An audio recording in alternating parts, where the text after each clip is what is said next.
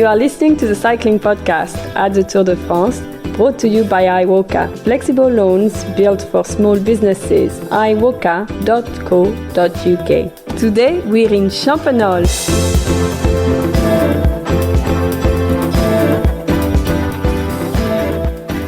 Where are we, Lionel?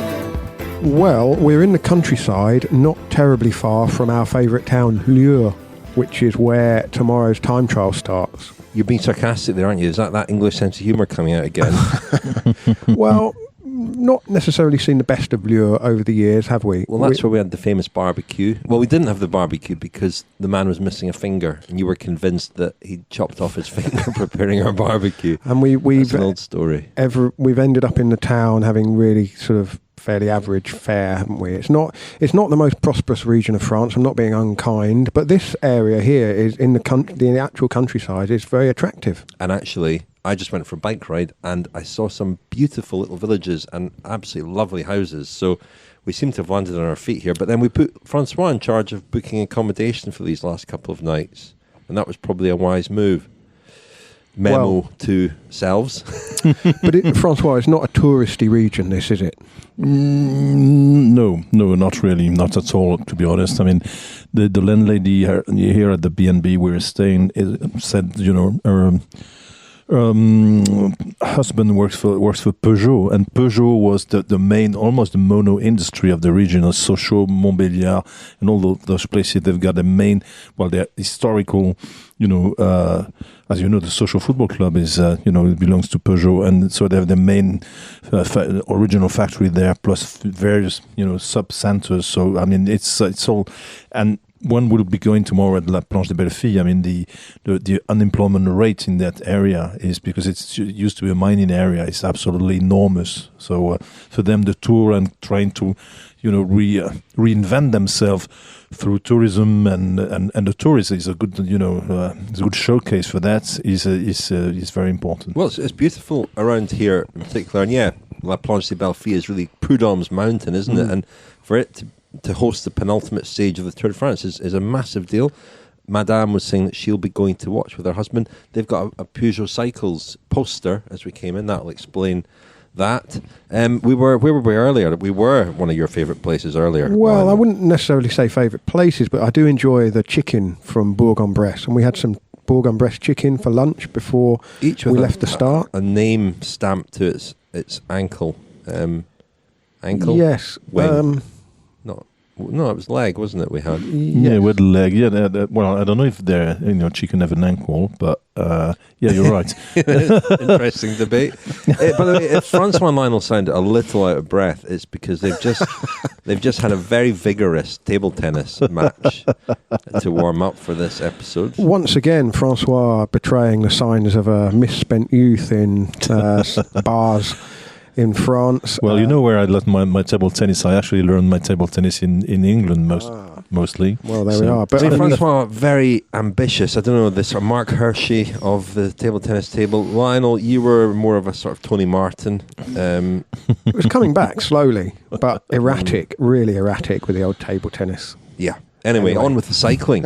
Well, we thought it was going to be a pretty uneventful stage until the last. I mean, the intermediate sprints have really actually, and the battle for the green jersey competition have defined a lot of the racing and really had a huge influence on it and created really exciting moments. And that happened really, it was after the intermediate sprint, but there was a flurry of attacks by some real big hitters. And one of the themes of this tour has been the lack of soft brakes.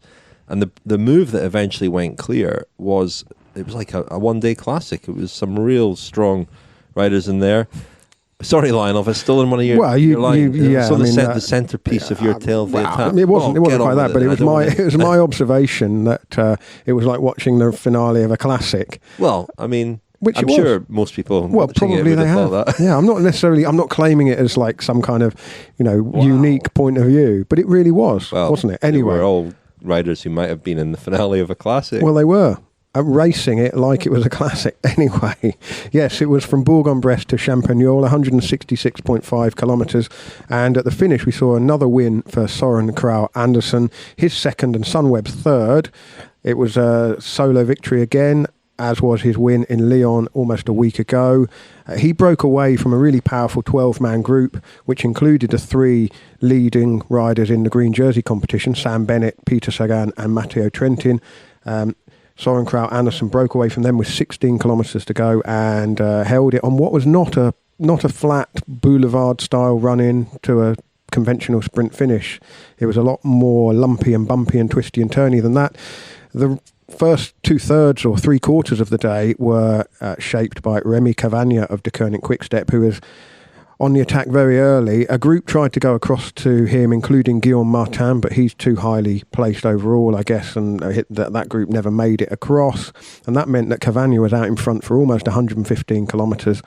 He took the intermediate sprint. It was a hell of an effort to mop up the intermediate sprint points, wasn't it? Yeah, well, being the teammate of Sam Bennett, he did sort of sit up, didn't he? Yeah, he took points away from Bennett, but also from Sagan, I suppose. So. Absolutely, yeah. I mean, it was a 115 kilometre lead out, led himself out for the sprint. As that gap came down to the peloton, Pierre Rolland of B&B Hotels, Benoit Cosnefroy, the former King of the Mountains leader, and Luke Rowe of Ineos counter-attacked, and then that was what... I think Luke Rowe was just taking a message for Chris Froome to Pierre Rolland. Possibly, yeah, given your anecdote. Wait, back to the peloton, you. And then this group of 12 was ended up being Rowe, Sagan, Oliver Naesen, Sam Bennett and Dries de Venins of De Koning Quickstep, Jasper Stuyven, Greg Van Avermaet and Matteo Trentin of CCC, Jack Bauer and Luc Mesjek of Mitchelton Scott, and then Nikias Arndt and Kragh Andersen of Sunweb. And when the curious thing was when Kragh Andersen attacked, the others hesitated, let the gap go a little bit, then let it go a bit too much, and then that was that. And the teams with numbers didn't really use those numbers to try and close the gap down. At the finish, Nikias Arndt tried to make it a 1-2 for Sunweb, but Luka Mesjek came past him. And then in the sprint, Bennett, Sagan and Trentin crossed the line in 8th, 9th and 10th, the same order they are in the green jersey. So Sam Bennett really is moving into a pretty strong position with, I think, now only 70 points available on the final stage for the green jersey. He is 55 ahead of Sagan now. Two riders didn't start today, Jonathan Castroviejo of Ineos and Michael Gergel of NTT Pro Cycling, and one rider pulled out, Lucas Postelberger, our diarist, who had a wasp sting and had treatment for that and then quit the race, and hopefully we'll get a diary entry from him. He sent one this morning, actually, just before the stage started. Very unfortunate. I'm curious to know how often it happens, but obviously if it happens in a sensitive area... Well, it's a mouth. He got stung in the mouth. There we are. That's what makes it difficult to continue. Two little remarks, maybe. It was a repeat of the Lyon finish in terms of 1 and 2, with Kragh Andersen finishing ahead of Luka Mesjek. And there was another instance that's happened before in this tour. If you look at the very bottom of the results today, I think the last 3 places were taken by Lotto Soudal riders, including Caleb Ewan, and that's happened already once in this Tour de France. What does it mean about Caleb Ewan, form, strength ahead of the Sunday finale in Paris? Well, we'll see. You are listening to the Cycling Podcast, brought to you by iWOCA. Flexible loans built for small businesses. Join 50,000 customers taking on life's twists and turns and scaling new heights with iWOCA. If you run a small business, find out more at iWOCA.co.uk. iWOCA.co.uk. Thank you very much to iWOCA for sponsoring us here at the Tour de France, and they've been our title sponsor since March. iWOCA was accredited by the government's Coronavirus Business Interruption Loan Scheme, the CBILS, to lend money to any businesses in the UK that have been negatively affected by coronavirus. And if you run a small business that had turnover of more than £200,000 in 2019 and you're looking to borrow more than £50,000, but your turnover is less than £45 million, so basically a small or medium enterprise, on the basis that you're going to use the money to keep doing business in the UK, you can apply for a coronavirus business interruption loan. We've yet to hear whether the Koenig Quickstep boss, Patrick Lefevre, has made an approach, whether they're going to become Iwaka Quickstep next year. I mean, I don't want to do De Koenig out of a title sponsorship or Iwaka De Koenig. Could be. But we don't. Let's not go down this road. I mean, we don't want to plant any seeds. We want Iwaka to carry on supporting us, please. That's very true, Richard. Priorities. Very true. We had a very interesting. I'll get on to Peddler de Charme later on, or perhaps I'll do it now actually. But somebody tweeted us to say Sam Bennett deserves recognition for embodying the heartbreaking melancholy that is the soul of Irish literature. Bennett, I can't go on like this. Lefevre, that's what you think. With apologies to Samuel Beckett there. But we are Samuel Bennett. Samuel Beckett. Did I say Samuel Bennett? No, you didn't. But I wondered if you said Samuel Bennett. Samuel Beckett. Well, unfortunately, David Gaudu is out of the Tour de France. We have been looking for Peddler de Charme. We've had a lot of nominations. A lot of nominations for Mark Hershey. A lot for Sam Bennett. I suspect the interview after his stage win is a big factor there. Nicholas Roach as well. Jens de Boucher, who was eliminated the other day after helping Brian Coquard to the finish. Kevin Reza, who is... Well, he's been in demand, I suppose, in the wake of the Black Lives Matter movement having such prominence this year. And he featured in our episode of Kilometre Zero this very morning. Nielsen Paulus is another popular nomination, as is Sepp Kuss. And again, I'm just going to read out, and we will get onto the stage in a moment, I promise, but I'll read out one other post from a listener on Facebook, this one. Paulus is a pure gentleman. This is Brian Handy. I'm a flight attendant and had him on one of my flights several years ago. Had never heard of him, but the whole action team was on my flight going to a US domestic race.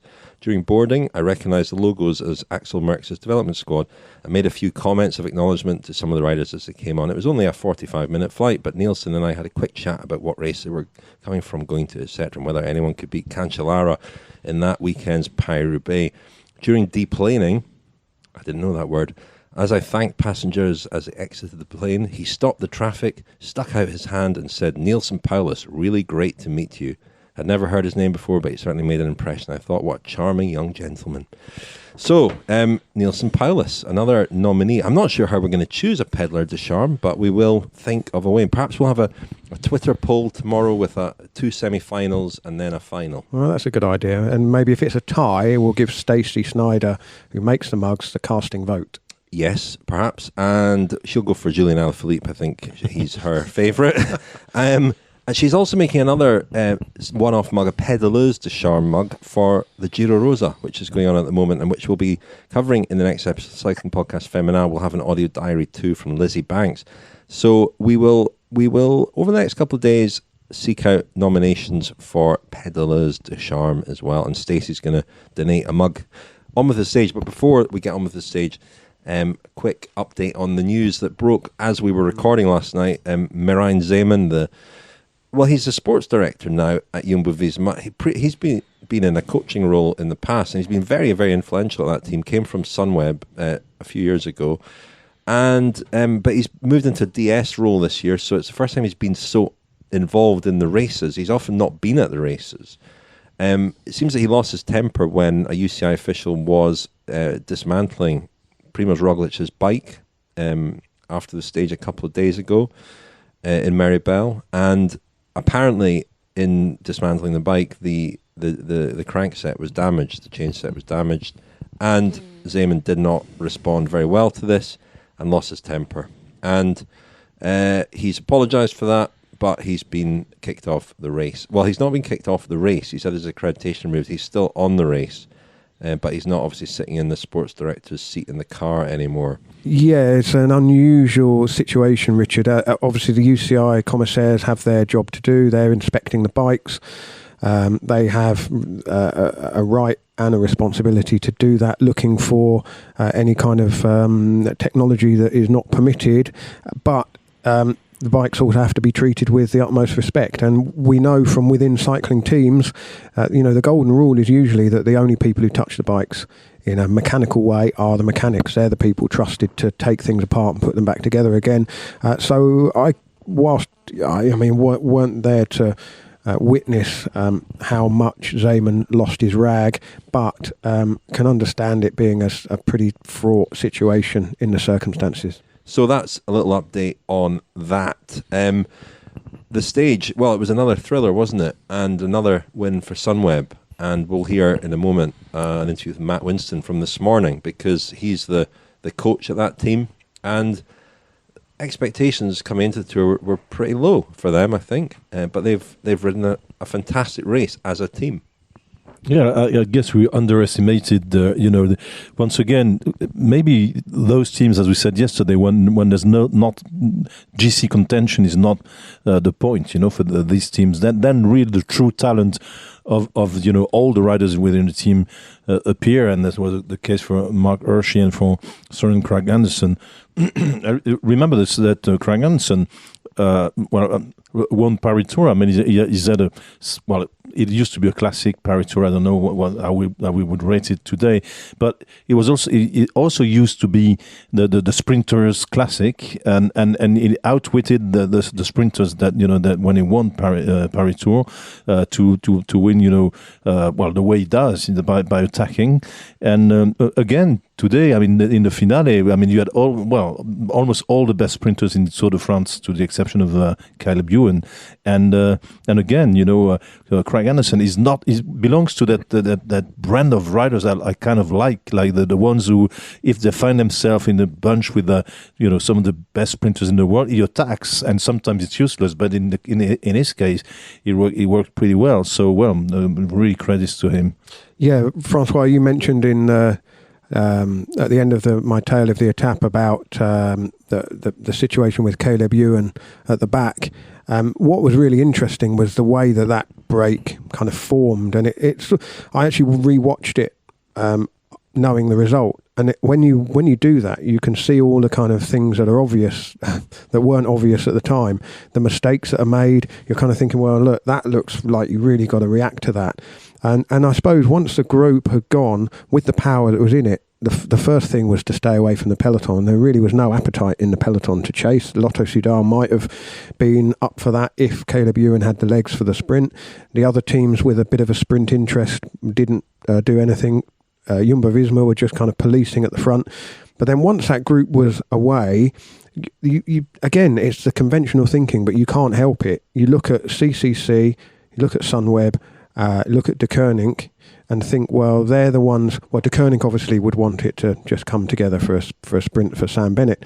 But once Kragh Andersen was away, it was surprising that there wasn't more muscle going into the chase, and you could see the moment where, well, that's too late. And when you're watching it live, there's that suspense of will he, won't he? But the way the gap went, and the way he and you say this a lot, Richard, the difference between the leader being absolutely committed to what they're doing, it's do or die, and in the wheels behind there's hesitation, there's a little bit of no after you, there's not the same commitment, because they don't want to waste their energy and throw away their chance of a stage win and help somebody else who's sitting on their tail. Well, people often say, how can one rider outpace, outgun an 11-man group of that strength? And the answer is easy, because he's not got anything to lose, whereas everybody else does have something to lose.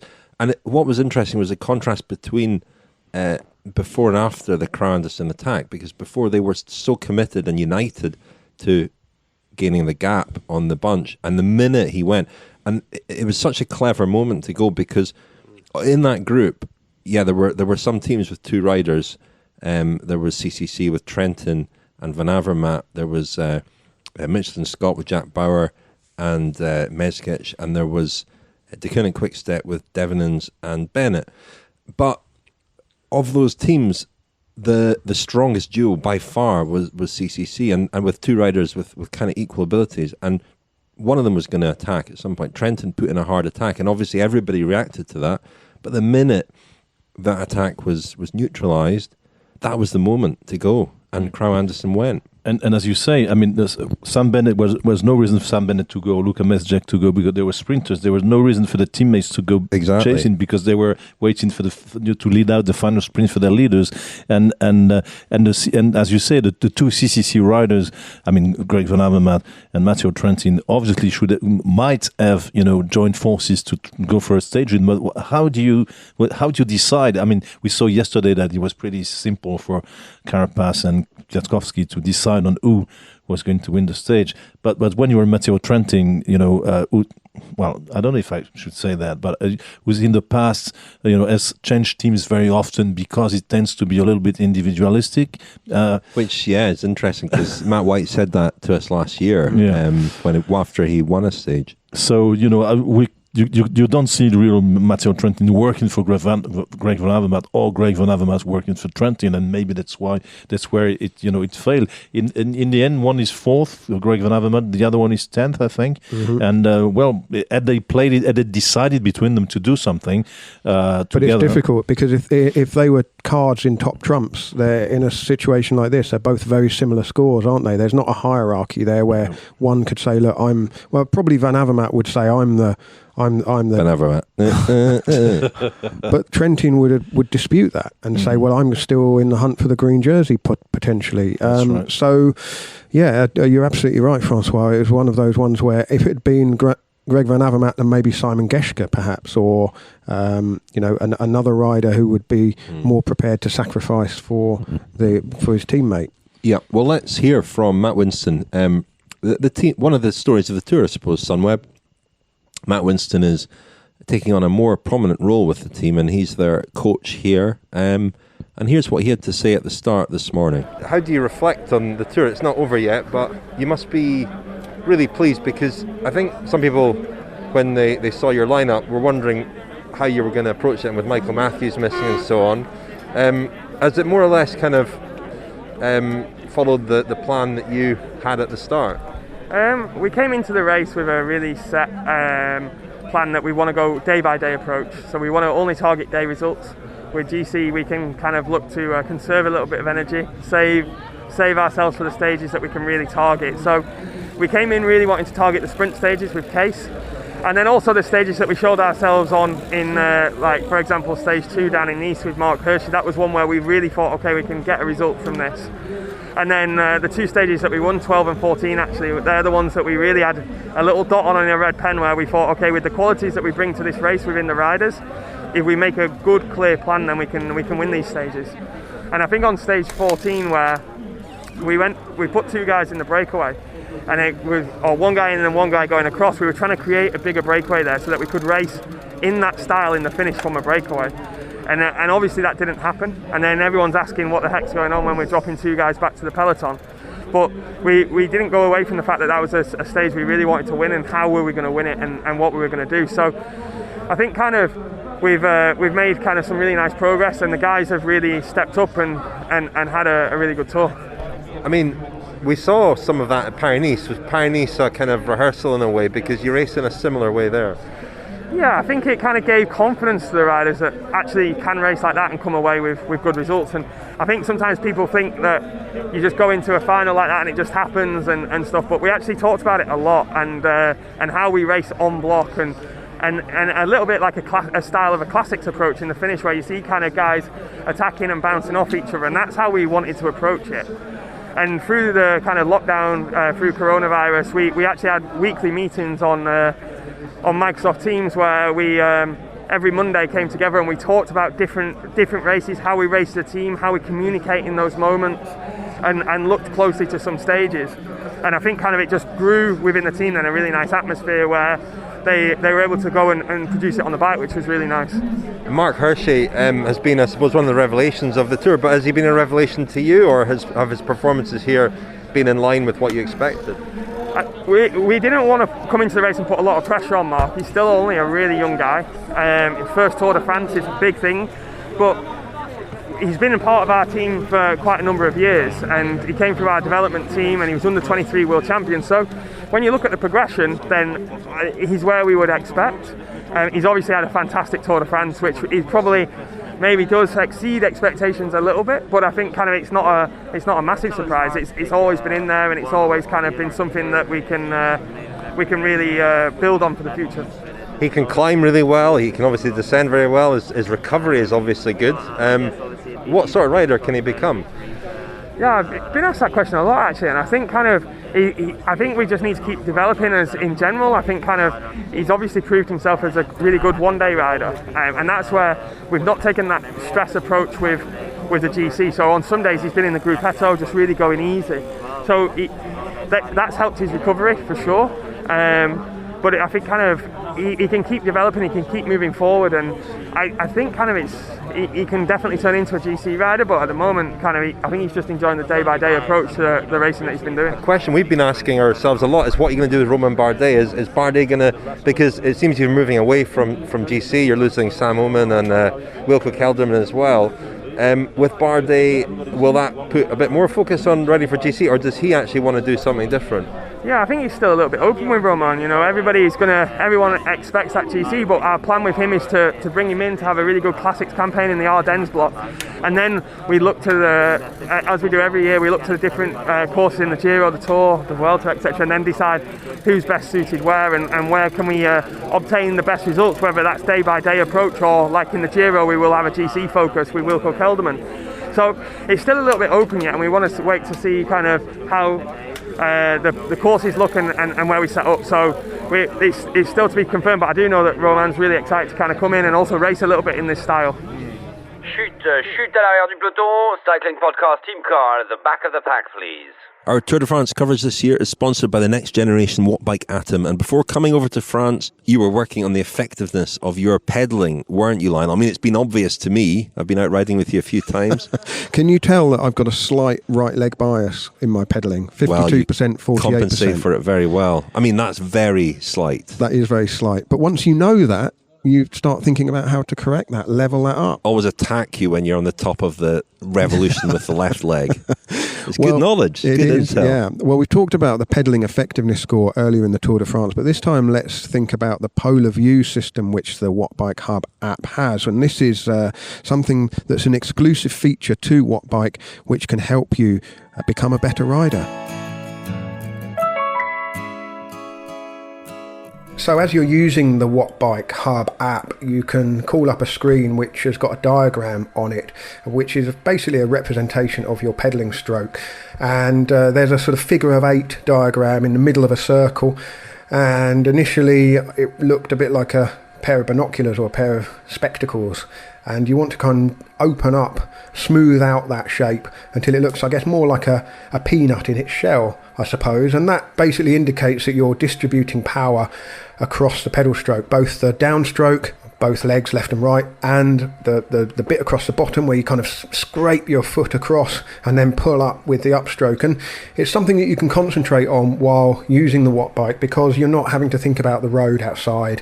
You're not, dodging drain covers and looking out for traffic at junctions. So you can really just concentrate on what you're actually doing and improve your pedal stroke. And if you want to get your pedaling effectiveness score up to a really good range, sort of above 70, then you're going to have to put in a bit of time, I think, because, well, I was a little bit disappointed to see that my average PES is only in the mid to high 50s. So, yeah, a lot of work to do. I think that just shows that you get into some less than ideal habits when you go out cycling on the road, and you can use the Wattbike to sort of correct some of those things and just re-hone your pedaling stroke. The best thing about the Polar View, Rich, is that you can see your improvements in real time. And I did a couple of sessions where I was really concentrating on making my perfect peanut-shaped pedal stroke, which is what you're aiming for with the Polar View. And then you can start working on generating more power in the previously less effective parts of your pedal stroke and kind of even it out and get the most out of yourself with minimum fatigue, which is kind of the idea, isn't it? I think if people saw my pedal stroke, they'd think I had a peanut allergy. Lionel. Well, the next generation Wattbike Atom is now available to buy from £90 per month. See wattbike.com. That's wattbike.com for more information. Well, it was a pretty relaxed start in Bourg-en-Bresse this morning, and François, you and I were in the mix zone Lionel was off speaking to a Slovenian journalist. Yep, Tony Gruden. We'll hear from him on Sunday. A bit of info about Primož Roglic and Tadej Pogačar. Assuming a Slovenian wins the Tour. If a Slovenian doesn't win the Tour, then we'll have to scrap that, won't we?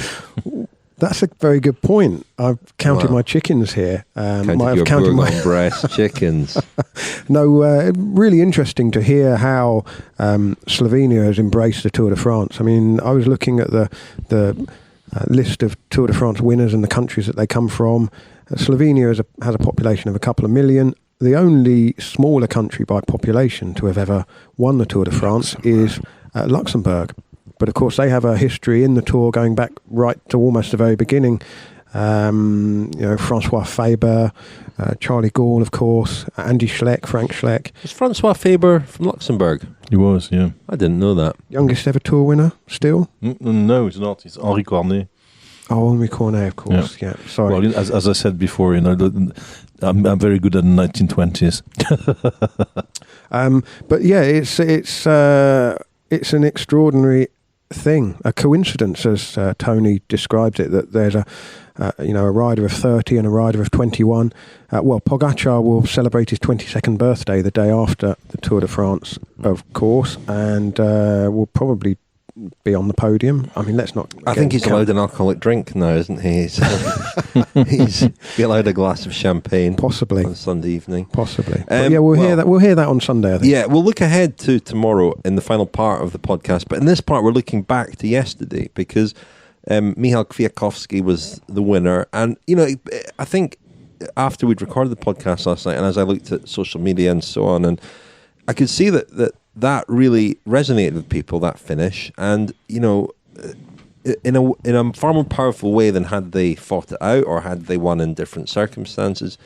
And it was only when you mentioned last night, I think, Lionel, that it was the first time that happened at the Tour de France since and Le Mans in '86, we think. Yeah, two teammates sort of side by side, arm in arm. I can't remember anything. And when I thought about that, I thought, wow, yeah, that doesn't happen very often, and it's quite a thing. And those images of Le Mans, and there was a much bigger story there, and which you can read in Slain the Badger. I was getting to that, François.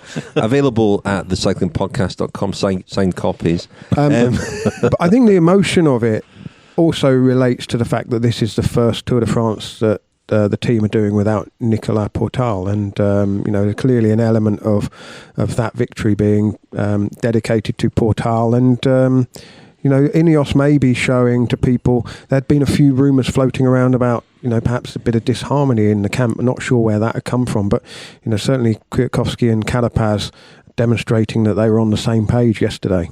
Yeah, I mean, those sort of rumours I think we're always going to come when they failed, and this is 20. If we discount 2014, it's the first time people have been able to look at them as failing at the Tour de France. But that's a whole other issue. I spoke to Michał Kwiatkowski this morning.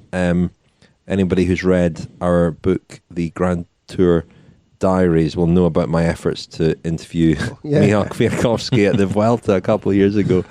It was quite, it didn't really happen for me then. But I managed to get hold of him this morning and ask him about his stage win and what it meant, and also what his goals are for the rest of the year. Congratulations on your win. How did you celebrate last night?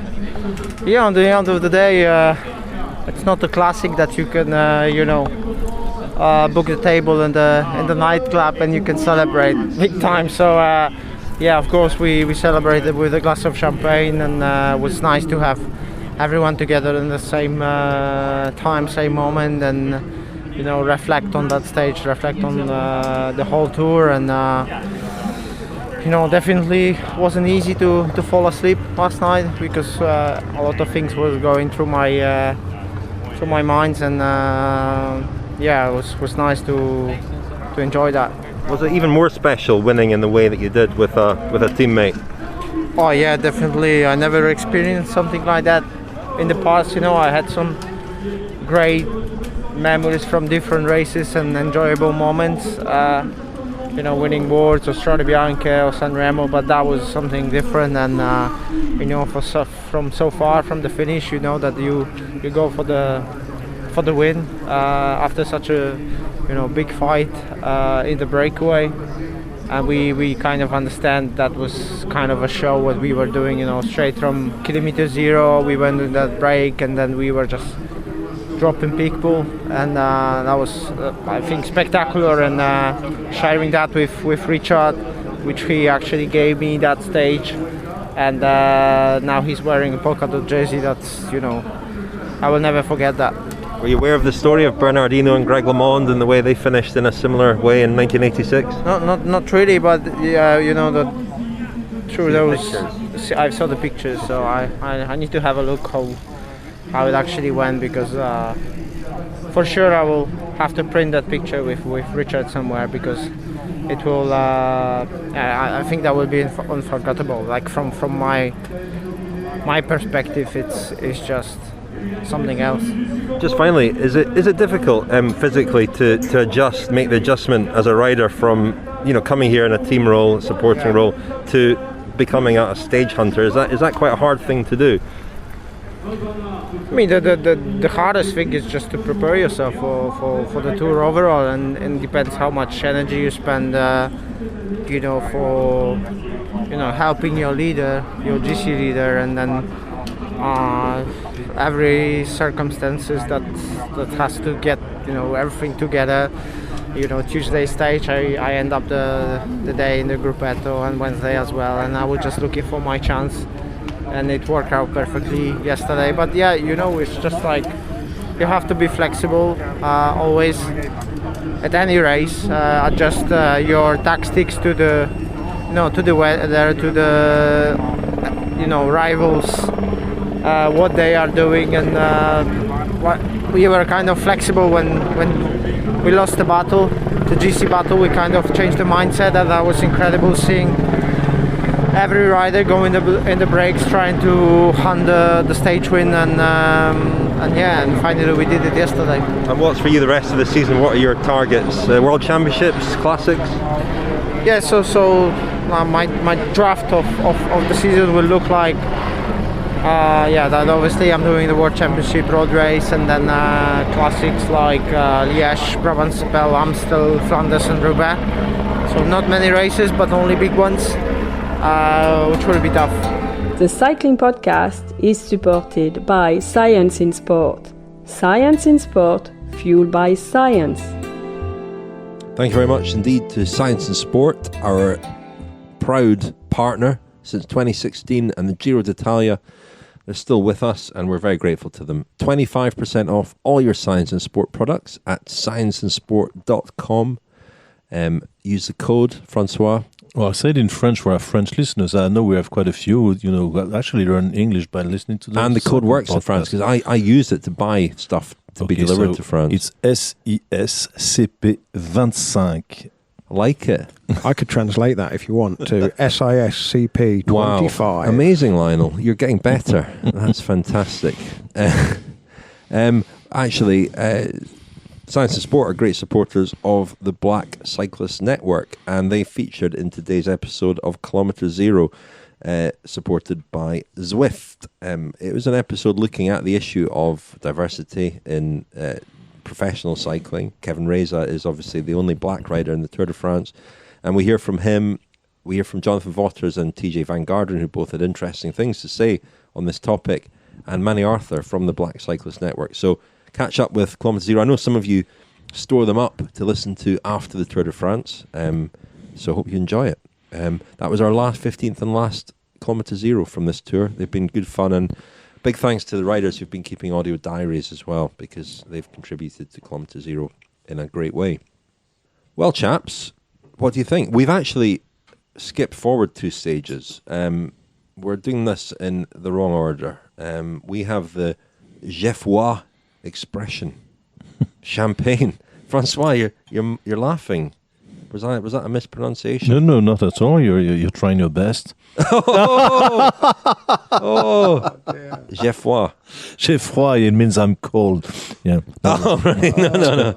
Yeah, well, the wine's called. It's a champagne. It's 3 grape varieties, pressed with the traditional Coquard press, nothing to do with Brian, and from 3 different vintages. Greg at Divine Cellars, who supplies our wine and has put together, curated several different cases of Cycling Podcast wine. Go to divinecellars.com if you'd like to have a look. But it's a complex, well-rounded champagne. I think you'll agree, François. Well, we all became experts in champagne since the last Tour de France, where we were invited to Laurent Perrier for. I mean, it was an amazing experience, as you remember, and I think you can probably find the episode we did on champagne this occasion, probably in the Friends of the Podcast from last year, I suppose. Anyways. I'm not always a great champagne fan. I mean, because it depends on taste. Champagne, whether you like it dry, a little bit more sweet, and it's very. But this is very well balanced. It's really a really great choice by Greg. This one, I really enjoy it. Very, very good. There's a bit of Pinot Noir in there, François.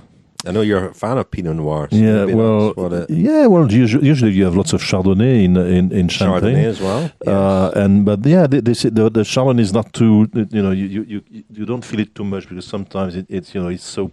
I mean, the taste of Chardonnay is so typical that it overshadows the rest. No, it's really nice, really well balanced, not too dry, not too sweet, lots of fruit, not too bubbly either. I mean, really good. Yeah, well, thank you. It's delicious.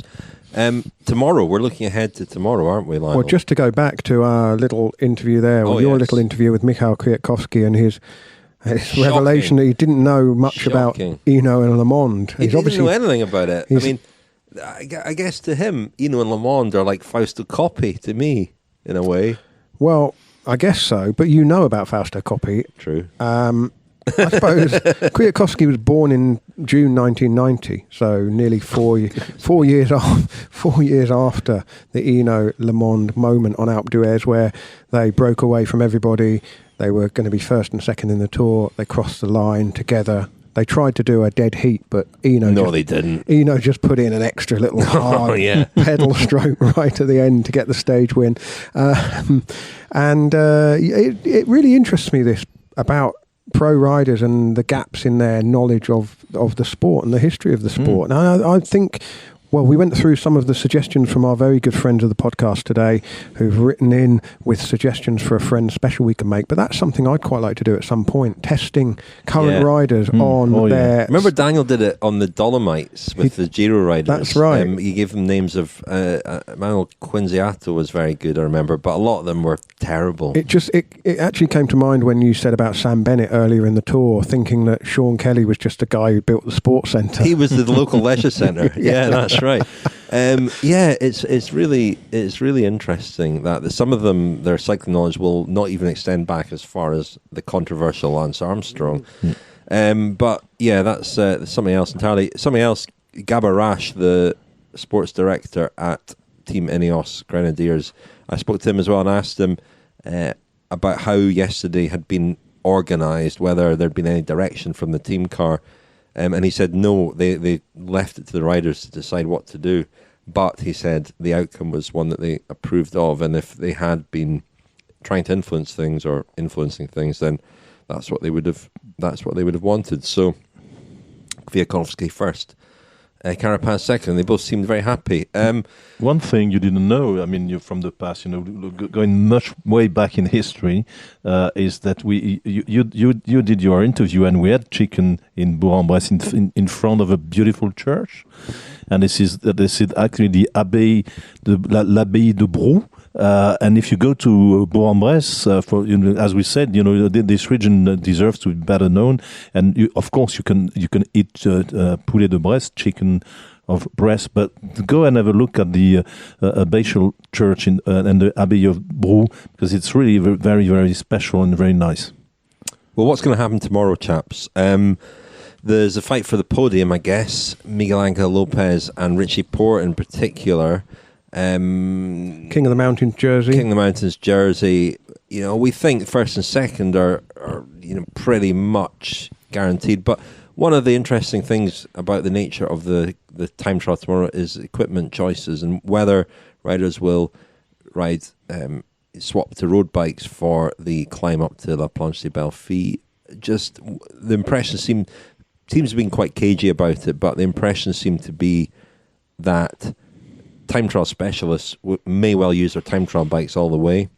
Climber types will likely swap. So who knows? But we spoke to a few people this morning to get their thoughts about the time trial. Let's start though with Lucas Postelberger, who we asked who he fancied for third place for the final spot on the podium, and he obviously sent us in this audio diary just before the stage and before he unfortunately had to abandon the race. He actually had to abandon last year as well because his partner gave birth and he went home to meet his newborn.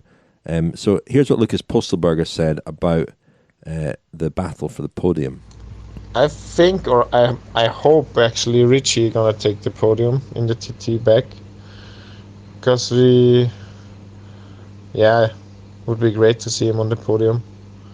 And he always had bad luck in the past with the Tour, and finally this year it worked out, and he can do a really good result. It's good to see him up there with such bad luck, and even with his newborn baby. At home it's always a tough decision what you're gonna do. I was in this position as well, so in my opinion he would deserve it, and I would like to see him on the podium. Rod Ellingworth, Bahrain McLaren. The time trial tomorrow, Rod, is intriguing. How are riders going to tackle it? Full gas. Well, full gas, but time trial bike.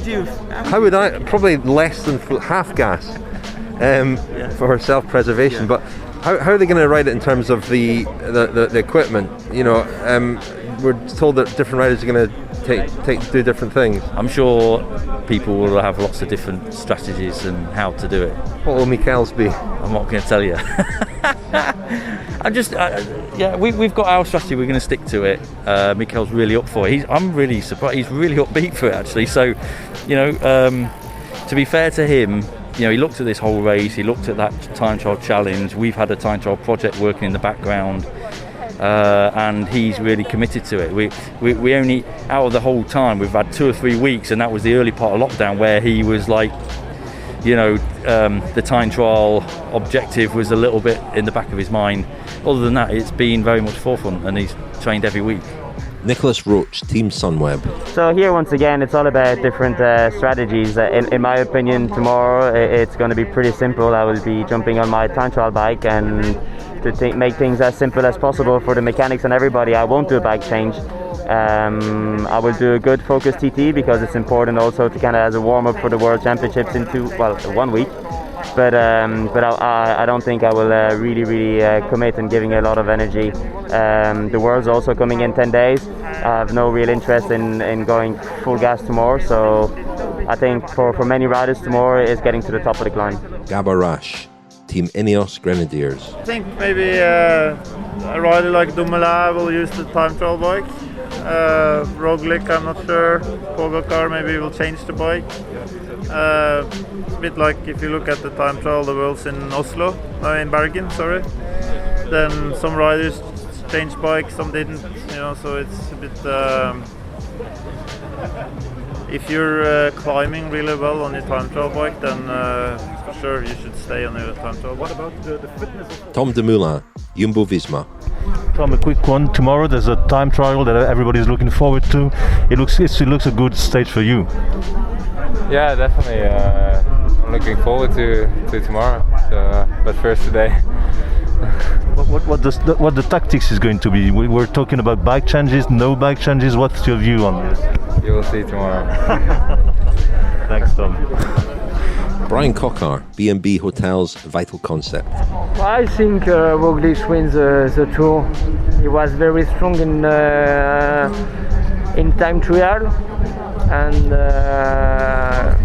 it's not a typical time trial because he have a difficult climb, the La Planche des Belles Filles on the final. but for sure. On bike you are never sure, but normally I think Roglic wins the Tour de France on Pogacar has a very good condition. He finished second, I think. The podium. And the third, I think it's too hard for. I think Richie Porte are better than Lopez on time trial, but you have more than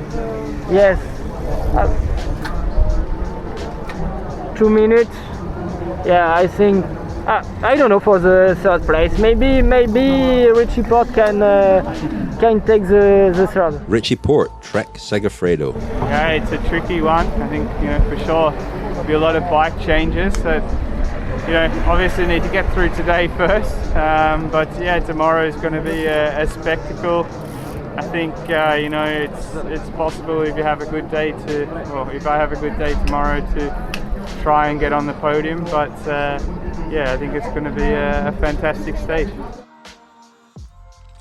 Well, that's what some people think. Some people in the race think. What do you think, François? Who's going to finish on the podium? Well, listening to them talking this morning, and maybe from what I heard, and in many ways from what I expect, and I think it would be nice for Richie Porte to finish on the podium, and I think it's feasible. I want Richie Porte to finish on the podium. I'll say it. It's his last chance. He's had a lot of bad luck in his career. I think the podium would be a great result for him, and I think he can do it. It's a long shot, but he can do it. I'll burst your balloon, Richard. I think Miguel Angel Lopez will hang on. Okay. Well, that's it for tonight. Let's go and have dinner. I've made your champagne go flat there, haven't I? No, not at all. It's still very bubbly. Thank you. No, it's going to be good, I think. I mean, there's still a bit to play for, and just the nature of the stage is going to be interesting. Just before we go, some thanks to friends of the podcast. From me, a big thank you to Ian Howarth, Lindsay Davidson, Kevin Pritchard, Andrew Fry, Christopher Bjerklund, and Greg Still. And a big thank you to Philip Carline, Andrew Turnbull, Karen Ann McSwiggan, Matthew Whittington, Jathan Vale, and Catherine Dukers. And a great thank you for me, but for Charles Boumazian, James Lawler, Stephen Worsley, Ian Cole, Stephen Worsley, Tom Martin. Oh, there's two Stephen Worsley's there. Oh, yeah. Say that name instead, François. Okay, so Adrian Miller, big thank you to you. Thank you, François. Thank you, Lionel. Thanks, Rich.